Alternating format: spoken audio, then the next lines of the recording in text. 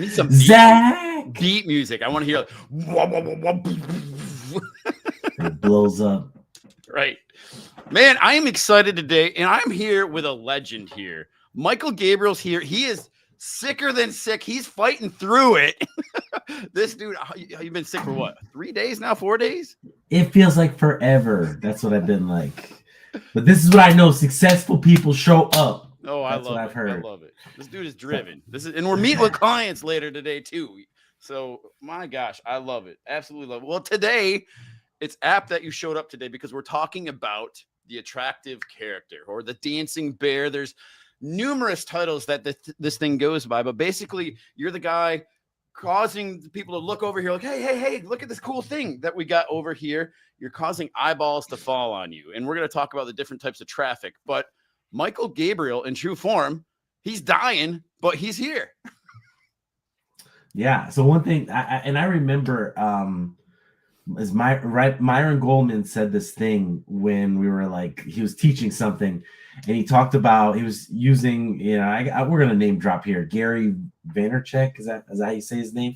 And Gary V, right? And Gary V drops bombs, he drops gold, he drops these nuggets. And Myron Goldman was talking about just how he likes to curse in his, Gary V likes to curse. And he said, it's like, a waiter coming out with this mimosa, right? It's this orange juice and the best champagne. And then all of a sudden a fly goes into it. And then he said, that's like the cuss word. The cuss word is the fly. Even though you have this beautiful thing, even if you take out the fly, it's still tainted. And that has stuck with me over and over again. Because as I look at people that I'm attracted to, right? Because that's how you truly like build the following, build the brand, build the culture. And I just can remember that. So every time, I'm watching someone and I hear them throw out that cuss word, I'm like, it was gold. There goes the fly. Is it worth it though, is the question, right? So what Gary's doing there is he's being polarizing, right? And so if he's attracting the kind of person that's okay with vulgarities, that's working. And that will push away people that aren't fine with it. The question to ask is it worth the vulgarities to push people away? Like when I was selling real estate, I'm the attractive character. I'm pulling people into my world. I wanted people that loved God, loved their family, and made a lot of money and wanted to, buy an awesome house. That was who I attracted. That's what I spoke about. And so like people knew I love God. I love my family. I was conservative. I love building big businesses. And so I know I turned people off from that. Not saying that we wouldn't help those other people out, but I attracted that kind of people that I really wanted to work with because I was polarizing. But that I was very intentional about how I was being polarizing. And I think, often I love a good vulgarity. I swear, but like you can hear in here, I'm not swearing at all because I don't want to turn people off with that, right? It doesn't make sense to. Yeah, there were certain, say 8 years ago, 10 years ago, and all of these influencers, like we didn't know they were influencers at the time, but influencers started coming out, and even the Tai Lopez, I was like, oh my gosh, I love what Tai Lopez says. But then he's like surrounded by all these like women and like it's like the Ferraris and this lifestyle, and I'm like, I'm not really a fan of that. Then there was Billie Jean as marketing, and he's a jerk, right? And I was just like, man, this is not who. He's dropping gold too, and I want to listen to him, but it wasn't. And then I found Russell Brunson, and Russell Brunson was kind of like pure in a sense, where like he didn't have to do these things, and it attracted me to him. And his whole community are all people like him, right? People who want to serve, people who want to help. And it's just funny because like that's how I met you. That's how I met a lot of good friends. And when you're that attractive character, you want to do business with people who are similar to you. Right. Like, man, it just grew so big. Yeah, no, I totally agree. And the fun part too is that as you're attracting this group of people, especially when I would say, for most people, be authentic. I have clients that we've built out the attractive character portion in their business.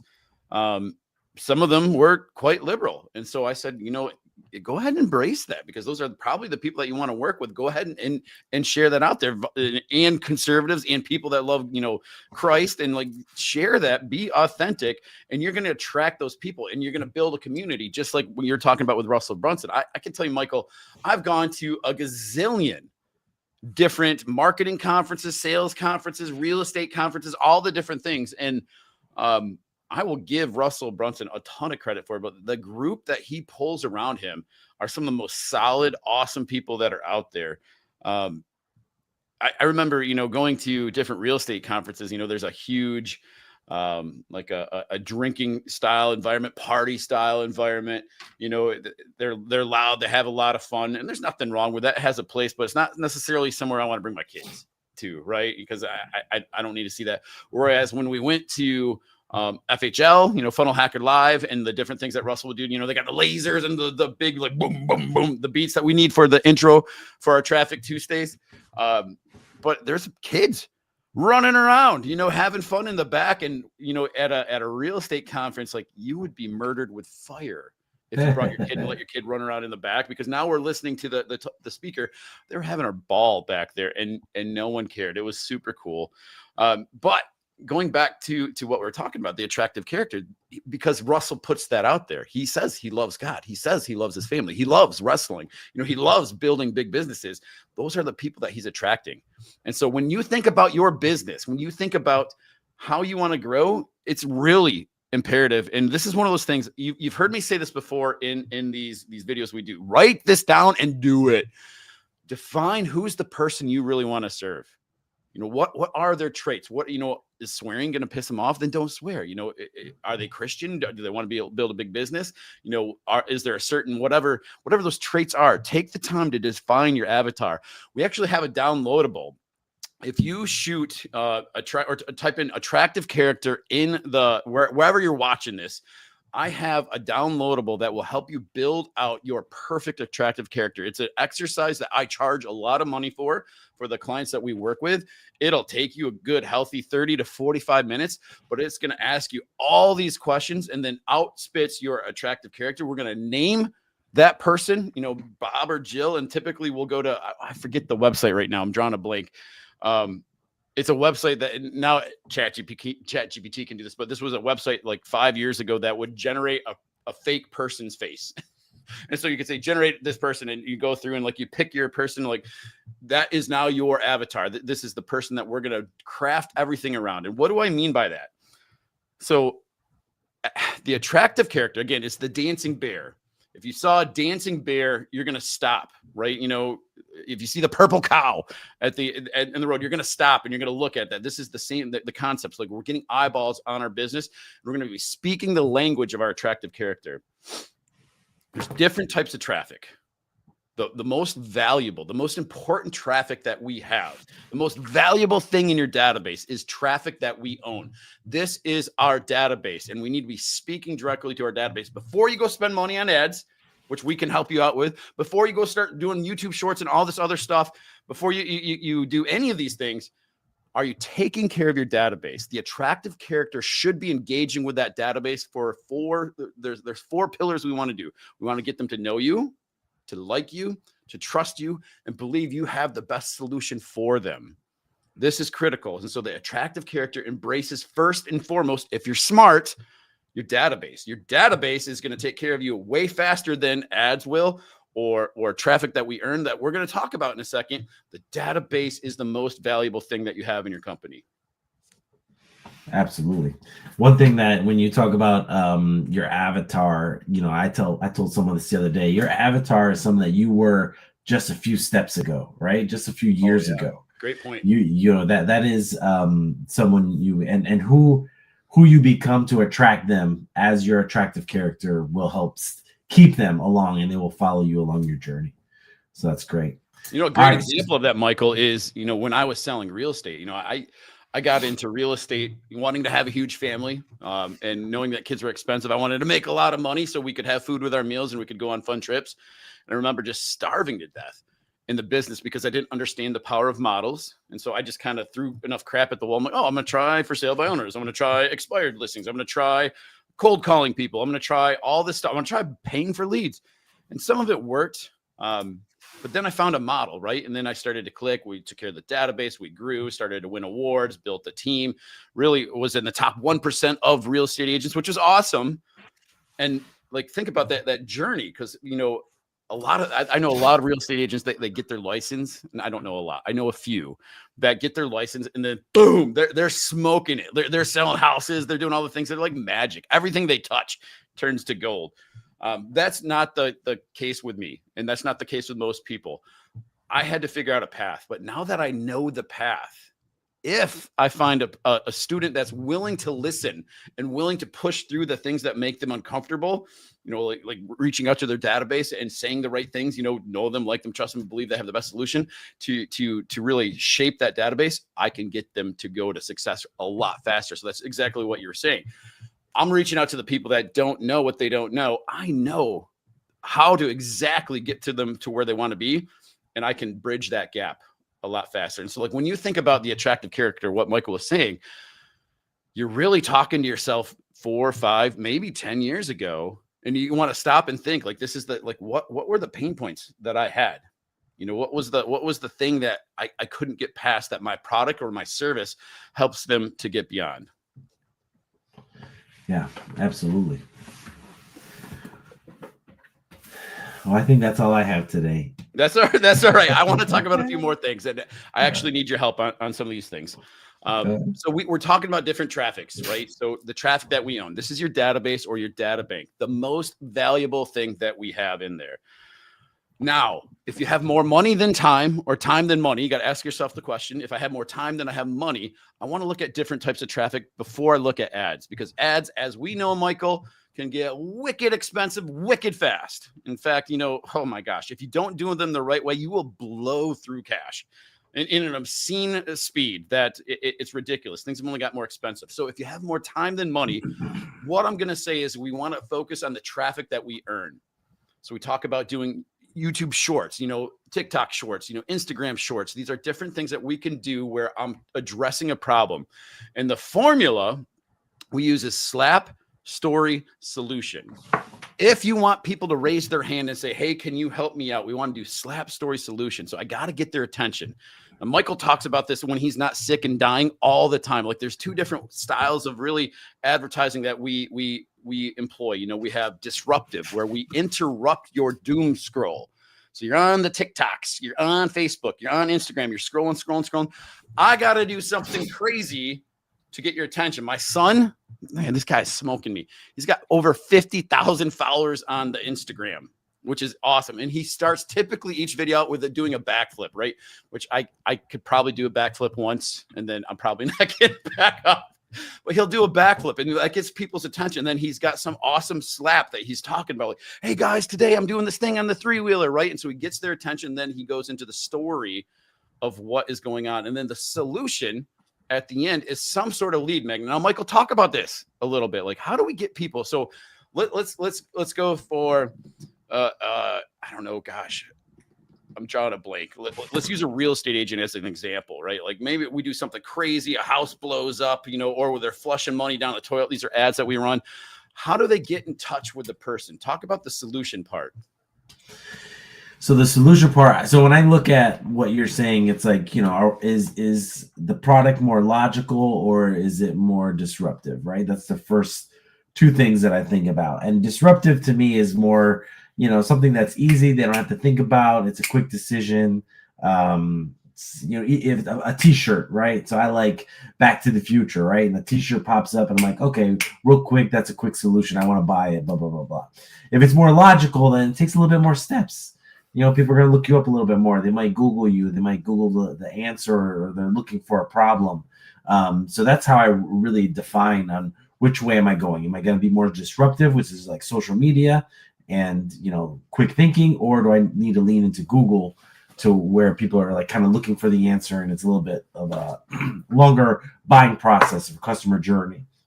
And I think that's really what you think about when you're trying to come up with this solution is like, what is the customer journey to have for when they're totally unaware of a problem to where they become aware that there is a problem, and then that you have the solution for that problem. So if you understand the journey of all these steps, then it's very easy for you to plug in along the way exactly what you need so that you are looked at as the solution, because you help them, go from unaware, problem aware to solution aware. And I think I that believe that's that journey that you're talking about, often what we'll see is people that jump into our world that even we're helping out, they'll go too quickly to marriage, the proposal question. What do I mean by that? Well, you're the attractive character, you're doing something to get their attention. And maybe like as the example, the real estate agent, meeting with a real estate agent and listing your house isn't something that people take lightly. There has to be an immense amount of trust there. They have to believe that you're the best person for this job, because typically it's their most expensive asset. And so I can't go from, hey, look at me, I sell houses, and I get their attention. I tell a story. I've sold all these houses. I've done all these things. I serve these people. They're like, hey, can I just list your house? There's got to be a bridge. And so that's what Michael and I do with a lot of our clients, not just real estate, but with heating and cooling and all kinds of different things. What's the lead magnet we can give them? In real estate, that example might be like, we have a book that will show you how to get 5.4% more for your house. It'll show you exactly the things to do and what not to do. And this book is free 90 free. In fact, if you give us your email address in your name, you can download it right now and you can see exactly how we do it. Now the book goes through the different things that they do, but now we did the thing that we're looking for. We captured their information. We're building that database, which is really critical here. And so the lead magnets are what you want to think about. I want to talk briefly, I know we're running out of time, about two things here, two concepts. Now this is like higher level things that we're doing. It's the MIFGI and the MOFR. The MIFGI and the MOFR, these are two acronyms these are things that you should absolutely write down. These are the things that cause my clients to make tens of thousands of dollars every month when we got them dialed in the right way. So I told you about the book. You're giving away the book. This could be a MIFGI, the most incredible free gift ever. MIFGI. What's the thing that I can give away that causes you to give me your contact information? That's the thing that I'm really, really looking to do. So I want you to raise your hand and give you my contact information. The MOFR is a make offer for immediate response. Thinking about like the heating and cooling guys, especially, this time of year, falls, it's transitioning to fall, things are getting colder. What are the deals that we can make out there? One of the MOFRs might be, if I don't have money to pay you to fix my furnace right now, 0% interest rates. That is an amazing offer, an incredible offer. 12 months, no interest on that. That gets people to raise their hand. What else would you add to that? In terms of MIFGIs and MOFRs, Michael, just offers in general. Again, I think it's about understanding the journey and knowing exactly what they want. And then if you understand the journey, for instance, I had a bank come to me and they say, hey, we want to sell new equipment. New equipment and to businesses. And I said, okay, they want to finance new equipment. And I was trying to think, all right, what is, and it's not just like computers. They were talking about like tractors and, big, they want to finance a whole building, right, of equipment. And I said, okay, what is important to them? So the first thing they have to understand the trends. What's trending right now that is new technology that'll help them grow their business, right? So I came up with this resource center to say, hey, these are all the hot businesses you need to go to, or hot websites you need to go to know about new business trends. Then I said, let's create them an ROI calculator, right? Return on investment. If they invest this money into their business, what is the return they're going to get? Is it going to cut hours? Is it going to, are they going to be able to charge more? Are they going to be more efficient? Like, what are the things? So I said, all right, let's give them the resource center. Let's give them the ROI. And then let's tell them that we have the solution for them to get financed at a nice rate. And that was the whole program. And it did great. So understanding exactly where people are helps you create that offer so that you can lead them into the path of the solution. Yeah, totally. So if you want to start to build out your avatar, just really figure out how to speak to these people, this is, success leaves clues. It is something that we talk about. And Michael and I have done this for lots and lots and lots of businesses. We've done this for our own businesses. You want to start with defining that avatar, the person that you're really serving. And you might think, I already know. When you take the time, we write it down and we get clarity on the way they want to be spoken to.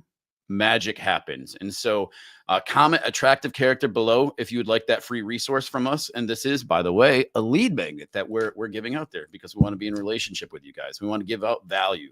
So that's all I have for today. Hopefully next week, Michael Gabriel is going to be 100%. He's gotten rid of the plague. Thank you, Michael, for being, man, like, this is awesome that you showed up. I give you kudos because you know what?